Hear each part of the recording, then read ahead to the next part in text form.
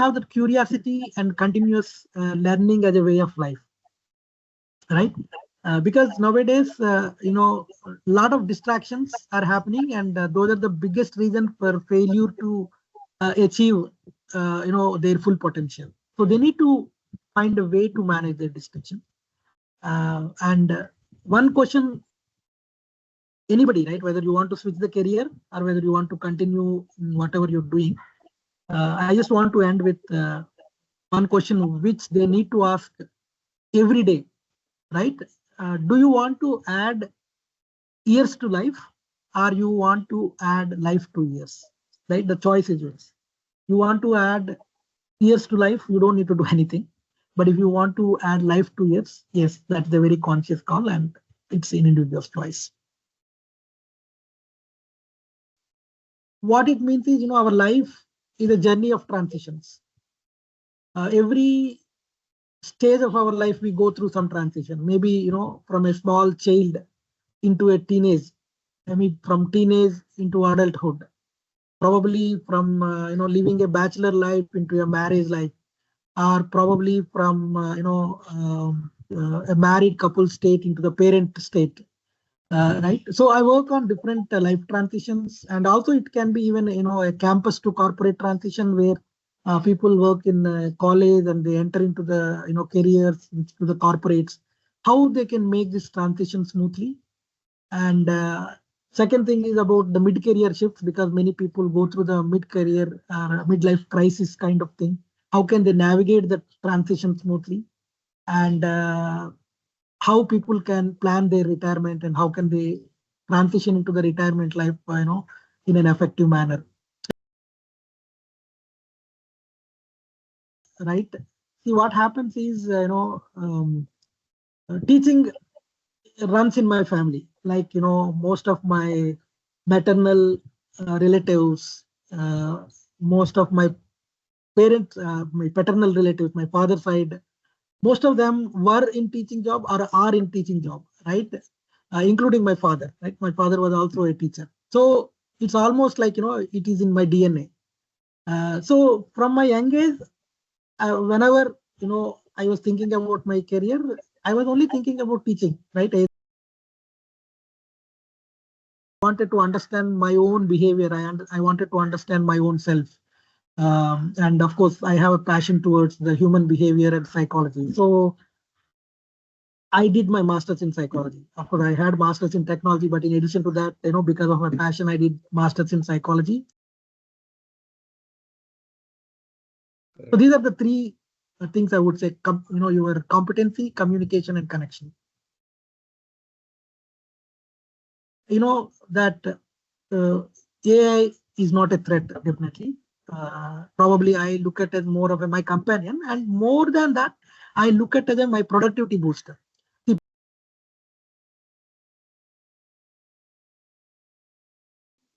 Welcome to one more episode of And Beyond. The person I'm interviewing today is someone who was my colleague about 2 decades ago, and I treat him as a mentor, guide, and a leader who helped me shape my leadership journey, and someone who's moved from a secured corporate job to an exploratory world of training. And we will hear from Mr. Vijay Kumar Pitta today about his journey as a leader, as a trainer, and as a person. Thank you for being there, Vijay. Thank you, Krishna. Thank you so much. Sir, I would like you to introduce yourselves in a few words about your journey so far. Sure, Krishna. So, first of all, thank you for having me on this podcast.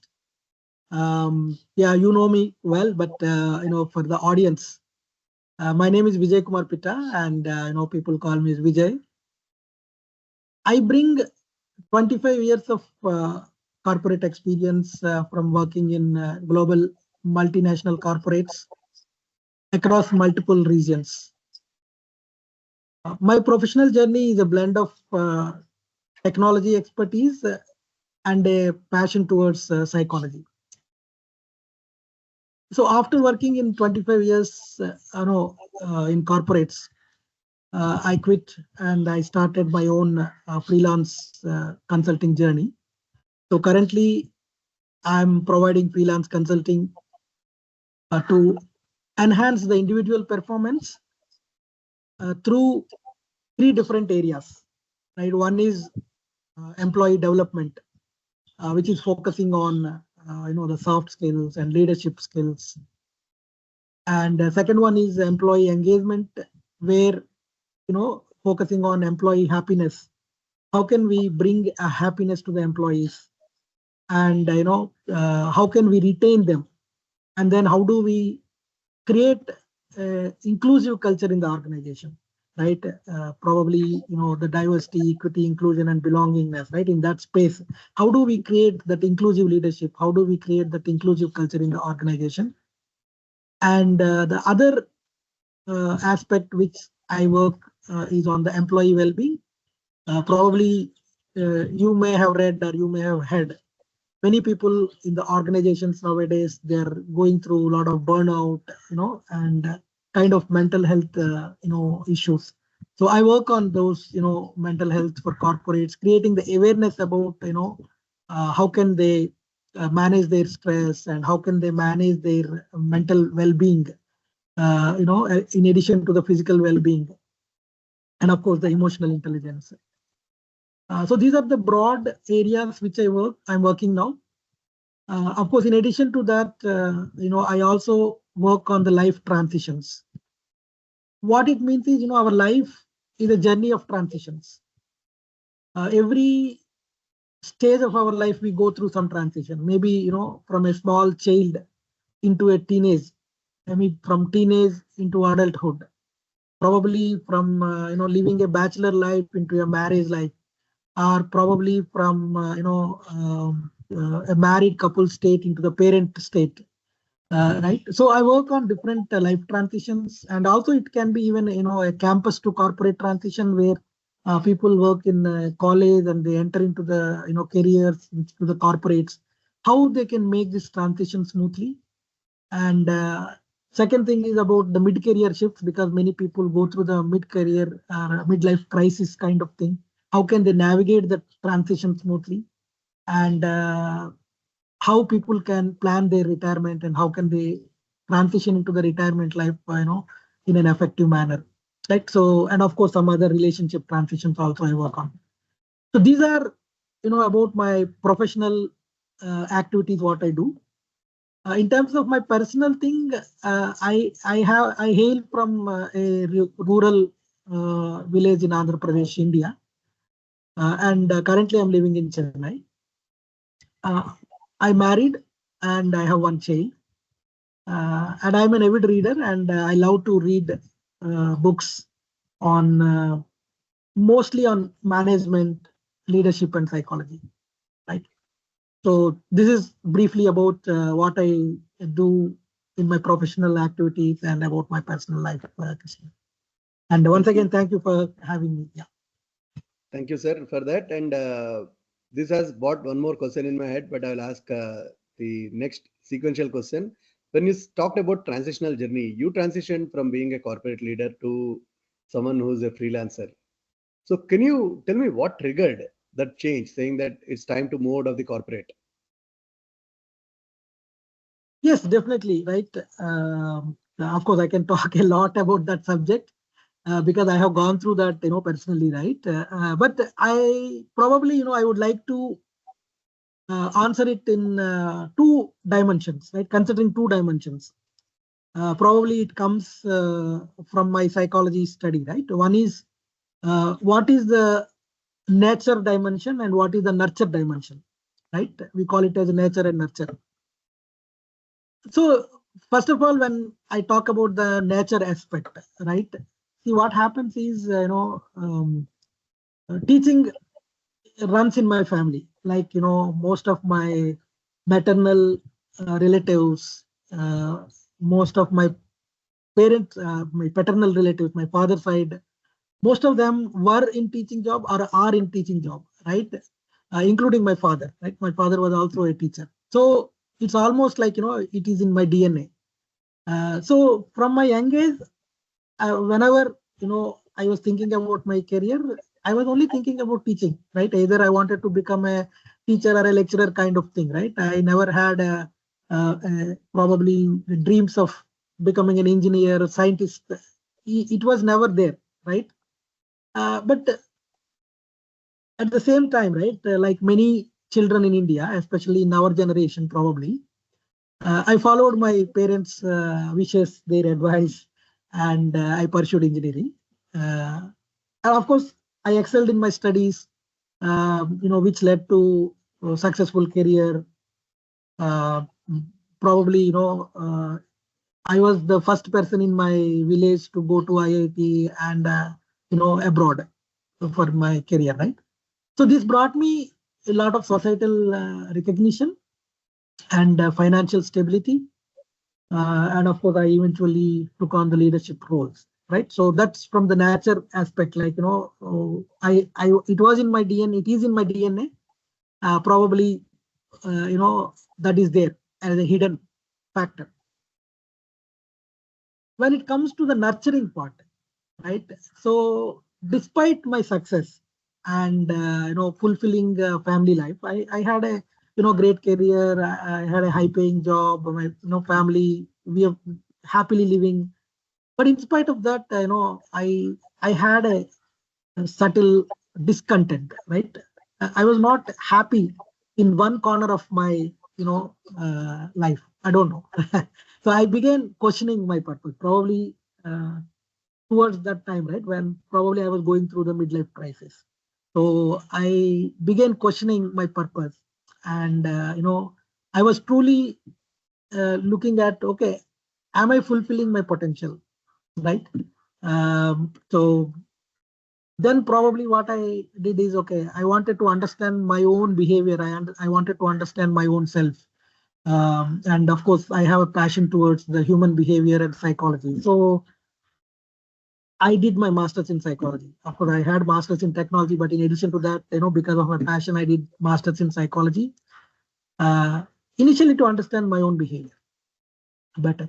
So through this journey of discovery, I realized that I was not nurturing my innate, love for teaching. So I have a hidden factor in myself, which is love for teaching, which is passion for teaching, right? So I realized that, okay, probably I'm not doing what I love to do.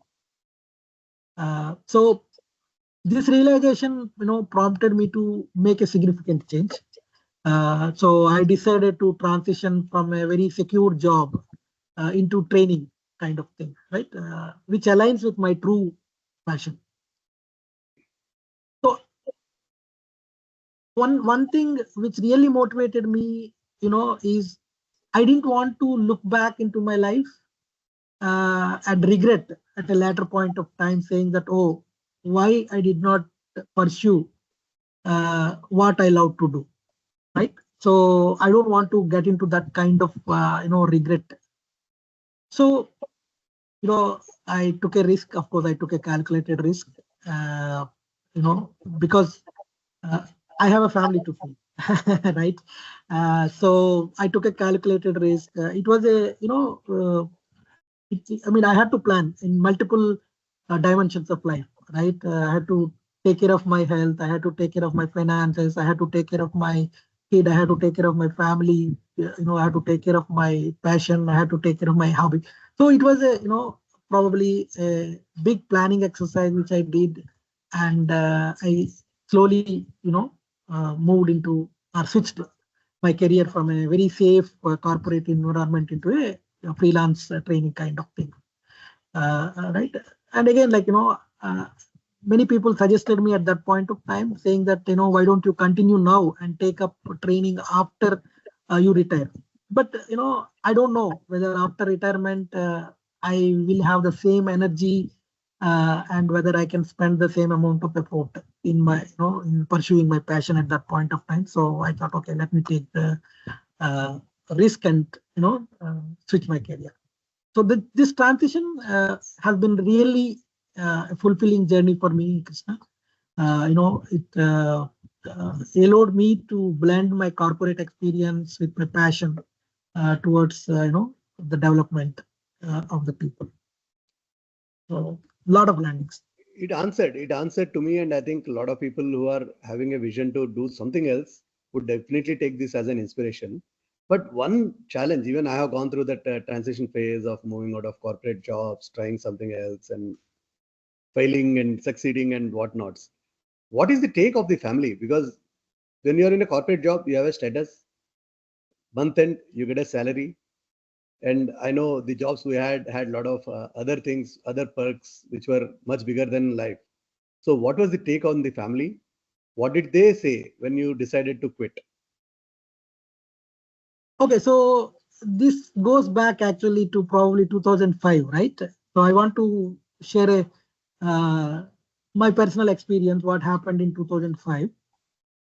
So in 2000, I mean, I started my career in 1997, and I was working in IT, right? So in towards around 2004 time frame, I really wanted to quit my job because I felt I was putting so much of effort in my organization. Okay, yeah, I was putting a lot of effort in organization, and at that point of time, my what you call my intention was, or the question I wanted to answer was, when I'm putting so much of effort for somebody else, why can't I put the same amount of energy and effort for my own business? Right. So that was a trigger at that point of time. So actually, I thought of quitting and starting my own business, especially in the food business, right, the restaurant kind of thing. So when I bounced this idea with my parents, my parents were not happy, right, because they wanted to see their son with a tie and a suit and going to office every day and coming back, right. They could not digest the fact that I wanted to quit that and get into in a restaurant business kind of thing, because they felt that it is not stable business and they don't want to see their son to suffer, right. I understand what from where they are coming from definitely, but I had to do that. But then, okay, what I did is I left that idea. I gave up, and because I don't want to see my parents unhappy. Right? For that, I gave up that idea and I continued my IT career. But probably the real trigger came up in 2015 when I was going through this midlife crisis, understanding my own purpose. What am I doing? Am I really, working with my highest potential? So that is where probably that is a life turning point, I would say. So at that point of time, I talked to my wife and I told her, like, saying that, see, this is passion. She knew about it, right? I am very passionate about human development and human behaviors, and also she understood that, and she said, yes, we will plan it, and you can quit it, and let's face the consequences, whatever it comes. I'm there for you, right? So that support was really is really great for me to take the decision, because at the end of the day, my passion, I mean, my family should not suffer because of my passion, right? That is very, very important. That is one of the value, I always keep it in mind. So that is the reason why I had a very elaborated discussion with my wife, and fortunately my wife is very supportive, right? So that is That's how great. my journey. No, that's great. So when there is a support from family, I think we can achieve anything.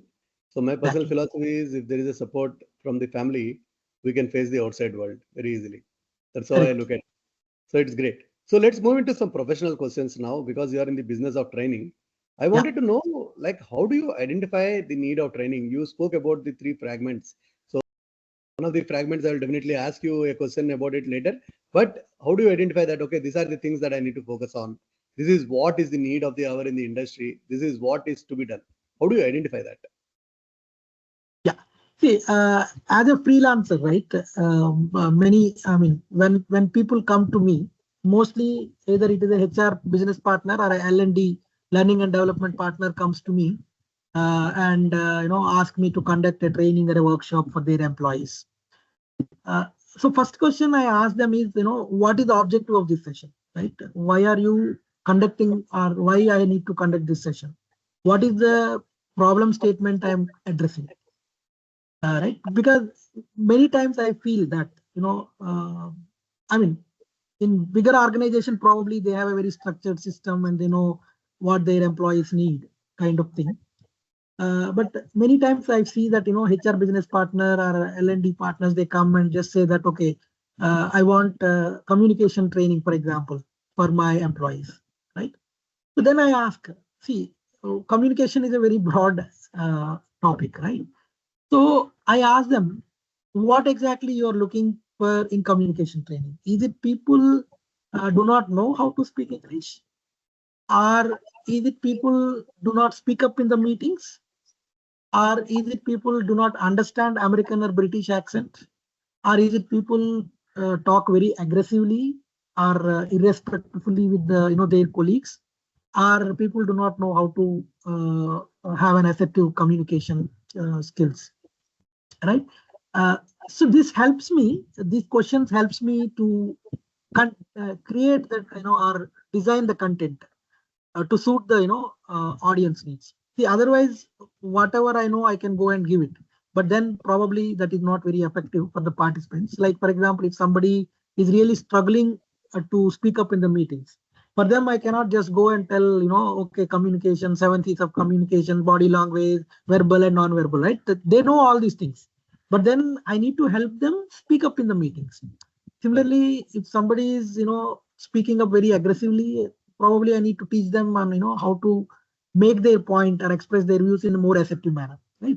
So that kind of probing helps me to understand what exactly the organization is looking, or what exactly the employees are looking, and then I can design. And second benefit with that is, I also, like, say for example, if somebody comes and tell me that I need to my employees want voice and accent training, I say very directly, I tell them that, frankly, I tell them that, see, I'm not good at that. Correct. Probably you need to go and approach somebody else who can do that in a better manner than me. Right? So that Correct. helps me to upfront understand what is the audience need, and then I can either design my content, or I can tell them maybe I'm not the right person to do, right? That creates your will, that creates trust, right, between the parties. And in terms of the what people need also, right, I always believe in that one size doesn't fit all approach, because every person has a unique needs. And whoever is conducting that kind of training needs assessment or training needs analysis, they need to be very cautiously include that factor, and having that conversation with the employees and understand their needs, and in collecting the relevant information, so that the content will be effective for them, the training content and design will be very effective. Right. Right. The other question that I wanted to ask you, when you said that you are doing employee engagement, Yeah. engagement is also another model of employee engagement where people take them into a resort and they do a lot of team building activities and all. So is it the same thing that you, similar things you do, or you do something else? How different it is if it is something else? Okay, so there are again, couple of things which we need to discuss about that, right? Krishna, employee engagement is a very broad topic again, right? So one is taking people out, because nowadays everybody is stressed out. So what organizations want is, okay, I want to take my people out and let them enjoy. So at least one day they'll get a free time, right? So you conduct some kind of activities, the team building activities, or some kind of fun activities and all those things. So for those activities, I conduct those things also. And but I ask again organization, what is the outcome you are expecting from this, right? So you are expecting like 50% fun and 50% learning, or you are expecting 100% fun and 0% learning, or is it 80-20, so that I can create my that outbound activities, the team building activities, and I can effectively deliver that. Like, say for example, if they say that, okay, I want 50% fun and 50% learning from those team building activities. Then, again, what I do is, okay, I will say in the activity, first probably I brief them about what is that activity, and then we conduct that activity. And then again, after conducting the activity, we ask the people about their experiences, what they learned, and then we debrief it. Right? That is how it goes. But if somebody says, no, no, no, I don't want any learnings, people are bored, right? I just want to have fun. Then, the debriefing part probably will be very, very little. There may not be there at all. Right? That is how, because that is what they want, right? At the end of the day, organization wants. Correct. That is one part of it. But the other thing is, employee engagement means that is more deeper study in understanding how employer can make employees happy, right? What are the employees looking for? Right? When they want to retain the employees, when they want to have the loyal employees, what is that employees are looking from the employer? Is it only a pay, or is it only a promotion, or is it a growth? Right? So, or is it some kind of benefits? So again, I love to talk more about it. But one particular thing we have in employee engagement is called Hedgeberg's two-factor theory. So it says that employees stay in the organization for either a hygiene factors or a growth factors, or maybe a combination of it. So when we want to talk about employee engagement, we need to go deep into those areas and understand why employees want to stay in that particular organization or why they want to leave. And then accordingly, we need to come up with the organizational development intervention. We call OD interventions. And then we suggest the recommendations to the organizations and employer. Of course, there may be some actions need to be taken by the employer and some actions need to be taken by the employees. Right. So that's about the employee engagement. Right. Of course, again, how do you create the culture, right? The how do you create a psychological safety in your organization? These all comes under employee engagement. Right. Right. So it's a mix of both, you are saying. So that's how I have taken it. So Correct. so moving on as a trainer. If I want to become Yeah. a trainer, or some of the audience want to become a trainer, what are the top 3 skills that you say that a trainer should possess? Yeah. I mean, see, for me, what comes to my top of my head is one is your competency, very very important, right? Because like say if I have to give a session on a team building, I should know what exactly is team building. Probably I should also have a very deep experience of building the teams, building the high performance teams, right? So without that competency, I feel, probably I'm not a right fit because I cannot preach what I don't practice, right? So the competency is very, very important. And the second thing is communication, right? So how do we communicate, our knowledge to the participants? Whether they are able to listen to us, or whether they're able to take some of the concepts and they're able to apply it in their organization or not. So that the we need to, and then based on the participants, like how do we engage them and how do we include the adult learning methodologies while delivering the content, right? See, because some people may be very good at grasping things if they listen to somebody, like podcast, right? Or some people are good at grasping things if they see it visually. That is probably if they see videos, or if they see some kind of presentations, PPTs, and all. And some people are good at grasping things when they do it the hands-on activities, right? So we need to include all these different dimensions in the delivery so that we can reach every type of audience. So that is the reason why we use the probably audio and videos and the PPTs, and then some kind of hands-on activities in the in our activities, in our teaching, right, or in our training programs. Right. So the first one is the competency. The second one is communication. Third important thing is how do you connect with the audience. So that is very important. See, the people can come and sit in the classroom or maybe an online session for 8 hours, but at the end of the day, they may not take anything from the session, right? So how do we engage them? How do we assess them? And how do we, get the pulse of the audience and how do we connect with them? It can be, connecting with them using our own personal stories or their own personal stories, sharing experiences, a lot of things. So unless the connection is not there, it is very difficult to engage the people, and I'm sure people will not be able to, apply whatever they are learning in the classroom or online session. So these are the three things I would say. Your competency, communication, and connection. Correct. So I'm taking this as 3 C's of a trainer. So it's really nicely put up, Vijay. So let's move on to the current trends. Today, what happens today is when you ask anybody about anything, they say, "Hey, why do we need to look at a person? There is a AI. I go to AI and ChatGPT can do everything I want. ChatGPT can give all the answers." What do you think will be the future? Do you think that ChatGPT will override all the trainings and all we do, or do you think that ChatGPT is just a tool that will aid you to support? Okay. See, again, my view is any technology or any technical advancement is like a knife, right? So you can use it for killing the people, or you can use it to cut the vegetables, right? So how you use it matters a lot, right? The same thing even for the technology. Like maybe when the calculators were invented, probably people felt that it is a threat to the people's, but then it was never a threat, right? People were using it as more of a companion.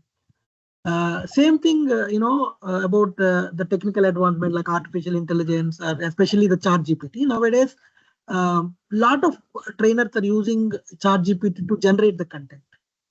Okay. But then if they use that, machine generated content as is, without applying their wisdom, then that is not going to work out, right? Because everybody knows that, okay, this I can get it from chat GPT. So how can we make it rich? We can make it rich by adding our own personal experiences and observations to the machine generated content. So that is where the magic happens. And probably sometimes, there is a chat GPT or, Bard, Gemini, they themselves will have a disclaimer saying that, whatever information I'm giving may not be fully accurate. And we have seen those cases also, right? Sometimes, it will give you completely very wrong answer. So you cannot take whatever is machine generated and, just give it to the people, because people don't need that, right? That is where, you need to apply our own wisdom, and then probably, we need to include our personal experiences, industry specific experiences, and then make it more enriching and then deliver it. So I would say, that AI is not a threat, definitely. Probably I look at it as more of my companion, and more than that, I look at it as my productivity booster. See, probably, if I without ChatGPT, if I have to deliver a content or create a content, probably it would take a lot of time because I need to do a lot of research and all. I do that anyway. But ChatGPT will give me at least a brief outline of what I need to do, and then probably I will enrich with my own research kind of thing. Correct, correct. So what you said is absolutely correct. So that's how even I think, but I don't know what the current generation thinks about it. Moving on, maybe one last question before we conclude is, what challenges do you see on the roadmap as a trainer? Yeah. So I mean, again, if I look from how the training used to be earlier versus how the training is happening now, one is the quality of content versus budget, right? How organizations want to balance this, right? That is the major challenge. And many organizations want the quality training but at a very low cost, right? Which is kind of what you call a conflicting thing, I would say. So this is leading to a degradation in the quality of trainings. So sometimes organizations, learning and development team looks the training as a more of a checkbox item, right? So they may take the requirements from their product units or business units, and they compile it, and they simply go to the vendor or a trainer and say that, okay, I want this training to be delivered. And then probably they will float it to 10 different vendors and 10 different trainers, and whoever offers at a low cost, whether that person is really capable or not, whether the content is really good or not, irrespective of that, they only focus on the what is the cost. And then they just say, okay, you deliver this, and then they take it as a checkbox item saying that, okay, I have completed this. That is where we see a lot of the training is very ineffective, right? So without having a genuine intention, probably they just want to conduct the training and wash their hands off. That is one thing, right? The second challenge, nowadays I'm observing in my own personal experience also. Many times, the managers or leaders come and say that, see, I want to give training to my team, but they do not have enough time.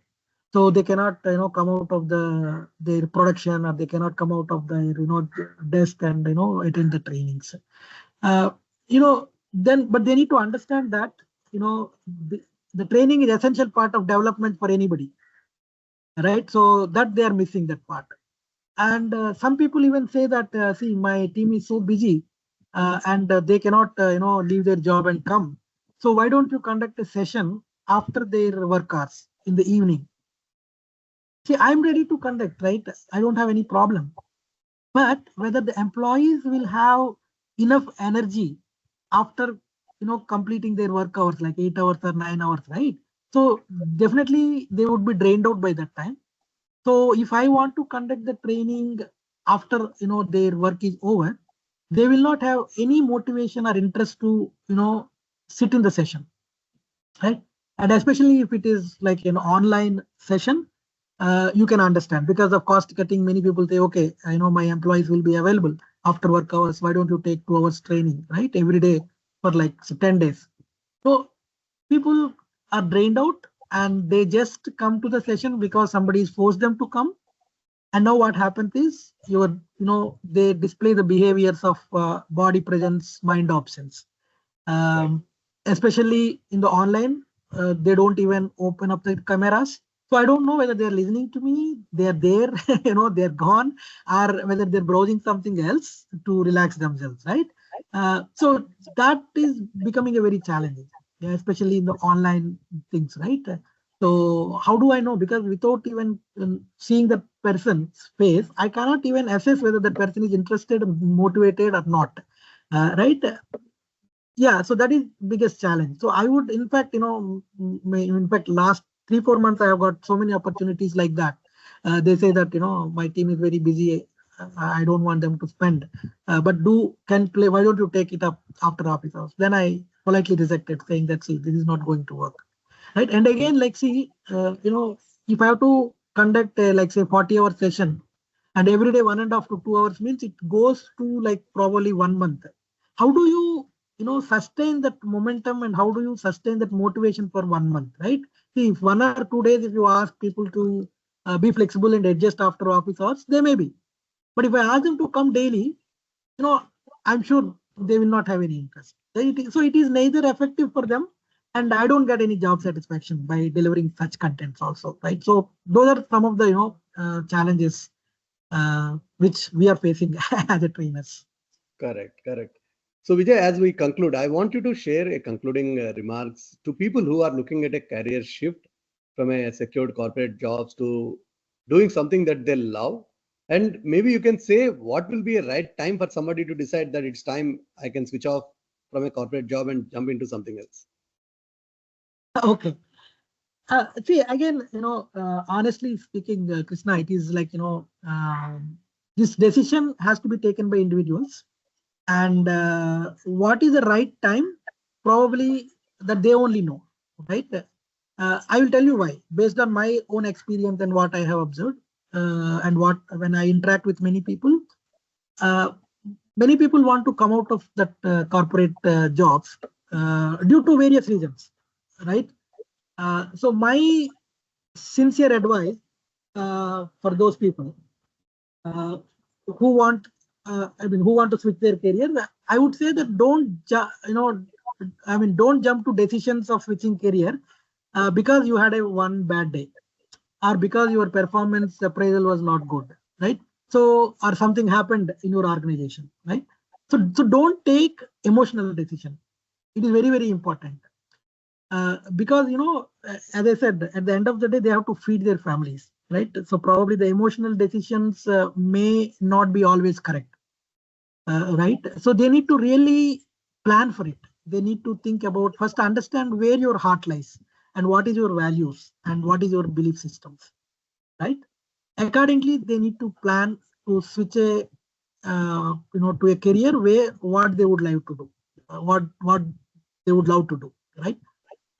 So again, I'm saying, your family should not suffer because of your passion. So that you need to keep it in mind, right? Maybe initially they may support you, but later probably you may get into issues if you cannot, if you don't have sustaining income generation method, right? So it's very important. Again, second thing is based on what stage they are in their life, right? Probably, I quote Maslow's hierarchical level, right? Are you in your basic need state, right? Or you are in a, the self-esteem state, or whether you are in the belonging state, or you are in a secure state, or you are in a self-actualization state. Which state you are, right? What is your, current need, right? Are you able to feed your family and you have a very safe job? Then probably you can plan, your financials and then move. But if you are struggling for your basic needs itself, then I think you should not switch, right? Because you need to feed your family. But probably if somebody is in a, self-esteem state, probably they can take calculated risk, right? Because they have got the respect in their society, they're well settled. Probably at that point of time, they can think about it.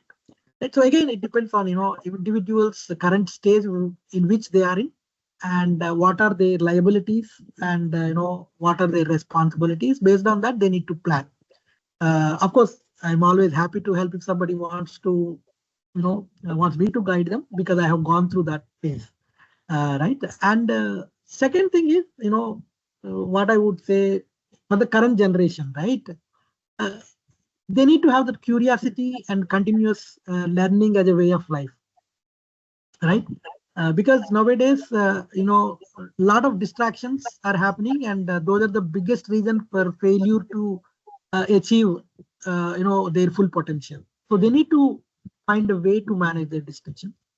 And one question, anybody, right? Whether you want to switch the career or whether you want to continue whatever you're doing, I just want to end with one question which they need to ask every day, right? Do you want to add years to life, or you want to add life to years, right? The choice is yours. You want to add years to life, you don't need to do anything. But if you want to add life to years, yes, that's a very conscious call, and it's an individual's choice. So thank you, Vijay, for your time. I think a lot of wisdom that has come out. I think we have been talking over the phones, and as colleagues we have spoken many times. But I think this is something that the audience will have a lot of insights. And I think the way you have put in a lot of answers in a structured format is what is going to really help a lot of people. I hope a lot of youngsters and people like us who are in the, of course, we have crossed the midlife crisis. We are all in the last leg of it, but people are in the midlife crisis will definitely benefit from your conversations. And I will be happy to share your contact and coordinates to someone who are interested to talk to you to get more guidance from you. Thank you for your time. I know you are busy with a lot of other things, but you decided to join in the morning and share the wisdom with people. Thank you once again for being there with me today at and beyond. Thank you, Thank you. Krishna. Thank you so much, for allowing me to share my experiences. Again, I'm not a guru or something, but hope, it helps some people, at least one or two people who are in the similar state. Yeah. So thank you so much for that.